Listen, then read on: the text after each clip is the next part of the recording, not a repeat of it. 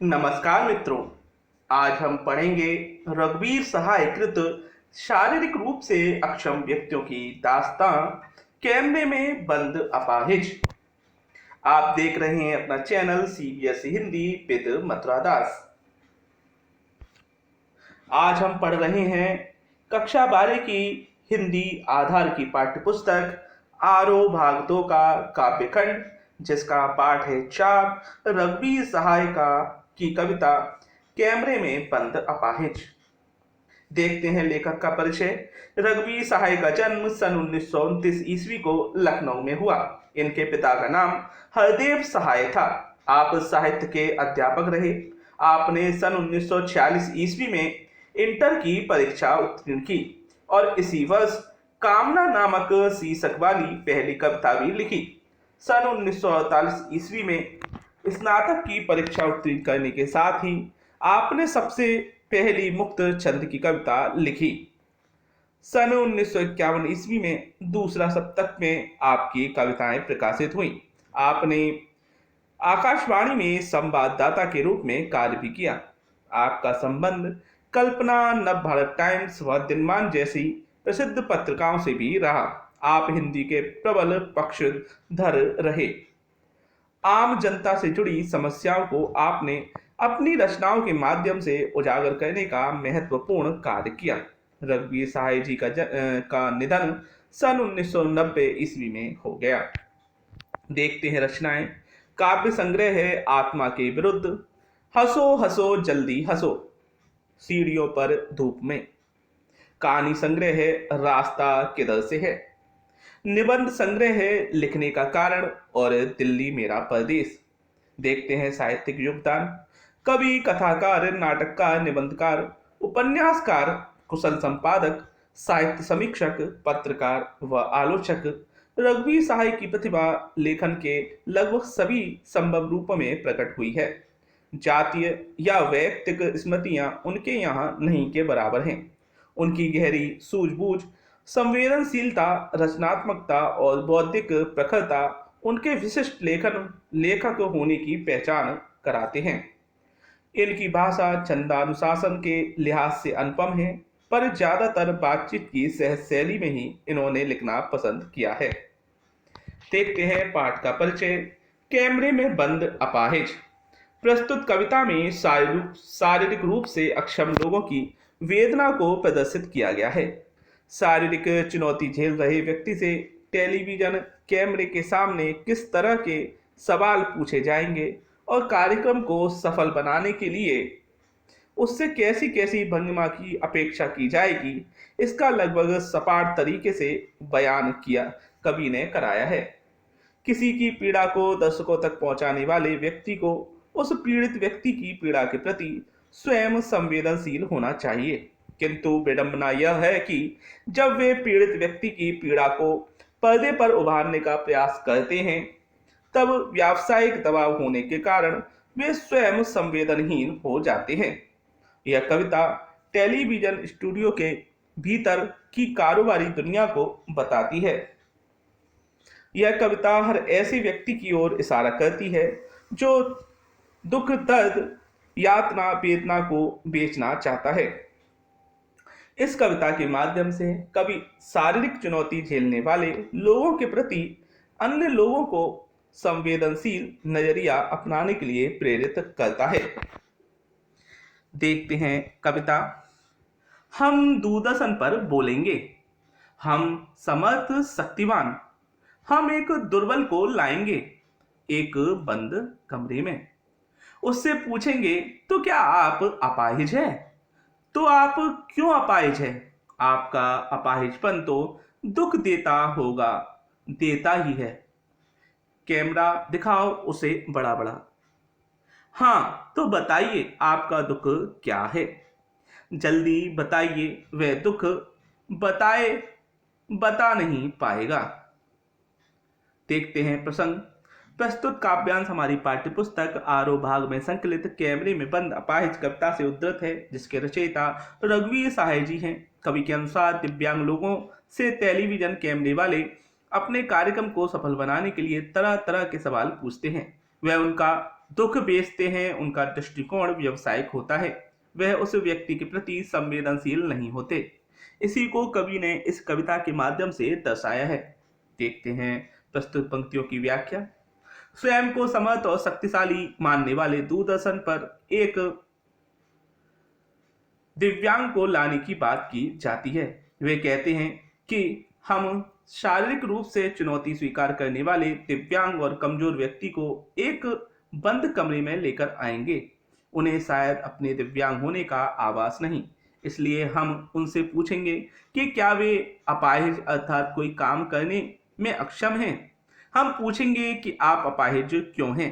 जब वे अपने अपाहिज होने का कारण बताएंगे तो हम उसकी बात को आगे बढ़ाते हुए उससे पूछेंगे कि यह दिव्यांगता उन्हें बहुत दुख देती होगी। इससे दूरदर्शन वाले अपने लक्ष्य को पूरा करने में सफल होंगे।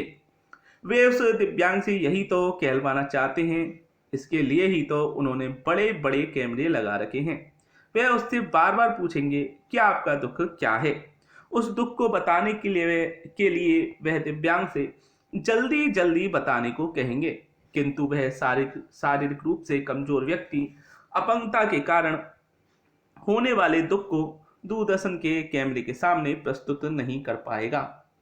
यहाँ स्पष्ट मैं करना चाहूँगा कि दूरदर्शन का अर्थ नेशनल चैनल नहीं है। जो हम नेशनल डीडी नेशनल बोलते हैं उसको दूरदर्शन बोलते हैं। दूरदर्शन का अर्थ है यहाँ पर कोई भी टीवी चैनल, कोई भी चैनल हो सकता है, यह डीडी नेशनल नहीं है। ठीक है, तो गलत ना सोचें। दूरदर्शन का अर्थ किसी भी चैनल से हो सकता है, यह न्यूज चैनल भी हो सकता है और कोई अन्य चैनल भी हो सकता है। आगे बढ़ते हैं। सोचिए, बताइए आपको अपाहिज होकर कैसा लगता है। कैसा यानी कैसा लगता है। हम खुद इशारे से बताएंगे कि क्या ऐसा। सोचिए, बताइए, थोड़ी कोशिश करिए, यह अवसर खो देंगे। आप जानते हैं कि कार्यक्रम रोचक बनाने के वास्ते हम पूछ पूछ कर उसको रुला देंगे। इंतजार करते हैं आप भी उसके उसके रो पड़ने का करते हैं ना। यह प्रश्न पूछा नहीं जाएगा। देखते हैं व्याख्या। कवि बताता है कि दूरदर्शन पर शारीरिक रूप से अक्षम लोगों के माध्यम से कार्यक्रम को रोचक बनाकर उन्हें शारीरिक व मानसिक पीड़ा दी जाती है। यह सामाजिक विषमता को दर्शाता है। वह उनकी पीड़ा के प्रति संवेदनशील नहीं होते, इस कारण उनकी पीड़ा को लोगों तक पहुंचाकर अपने व्यवसाय को बढ़ाते हैं। ऐसे दिव्यांग लोग अपनी पीड़ा को समाज के सामने रखने में हिचकिचाते हैं, किंतु दूरदर्शन वाले उनको बार बार पूछते हैं कि यह दिव्यांगता उन्हें कैसा एहसास दिलाती है। जब वे अपने भावों को व्यक्त नहीं कर पाते तो दूरदर्शन वाले इशारे करके कैमरे के सामने उनकी पीड़ा को उगलवाना चाहते हैं। जब दिव्यांग अपने भावों को बताने में असमर्थ होता है तो वे उसे और सोचकर बताने को कहते हैं। इस प्रकार उसकी दिव्यांगता की वेदना को कुरेद कर उस दिव्यांग व्यक्ति की पीड़ा को दूसरों के सामने प्रकट करने से दूरदर्शन वाले हिचकिचाते नहीं। वे उससे कहते हैं कि यदि तुमने अपने दुख को व्यक्त नहीं किया तो यह मौका तुम खो दोगे। वह अनेक ऐसी परिस्थितियां बना देंगे जिससे कार्यक्रम रुचिकर बन सके। दिव्यांग व्यक्ति से ऐसे ऐसे प्रश्न पूछेंगे जिससे वह स्वयं तो रो पड़े ही और दर्शकों में भी इस प्रकार के प्रश्नों को जानने की जिज्ञासा उत्पन्न कर सके। वे उस क्षण की प्रतीक्षा करेंगे जब वह दिव्यांग व्यक्ति रोने लगे। दूरदर्शन वालों को उस दिव्यांग के दुख में कोई दुख नहीं। वे तो ऐसे प्रश्न पूछेंगे जिससे कार्यक्रम के प्रति लोगों का कौतूहल बना रहे, क्योंकि कार्यक्रम को रोचक बनाना ही उनका उद्देश्य है। आगे है। फिर हम पर्दे पर दिखाएंगे फूली हुई आंख की एक बड़ी तस्वीर, बहुत बड़ी तस्वीर, और उसके होठों पर एक कसमसाहट भी। आशा है आप उसे उसकी अपंगता की पीड़ा मानेंगे। व्याख्या देखते हैं। कवि कहता है कि दूरदर्शन वाले दिव्यांग लोगों के प्रति ऐसी परिस्थितियां पैदा करते हैं कि वे ना चाहते हुए भी अपने दुख को प्रकट करने के लिए बाध्य हो जाएं और वे अपने कैमरे में इस दर्द को कैद कर सकें। वे ऐसा इसलिए करते हैं कि उस दिव्यांग के रोने के कारण सूजी हुई उसकी आंखों को और घबराते हुए होठों की एक तस्वीर, एक बहुत बड़ी तस्वीर लोगों के सामने प्रस्तुत कर सकें। इससे उनका कार्यक्रम अधिक से अधिक लोग देखेंगे, क्योंकि दर्द सबको जोड़ता है। वे दिव्यांगों की दर्द भरी कहानी लोगों को दिखाकर बेचना चाहते हैं। उन्हें आशा है कि दर्शक उसे अपनी दिव्यांगता की पीड़ा मानेंगे, जबकि उसका यह दर्द उसकी दिव्यांगता की याद दिलाने पर उत्पन्न हुआ है।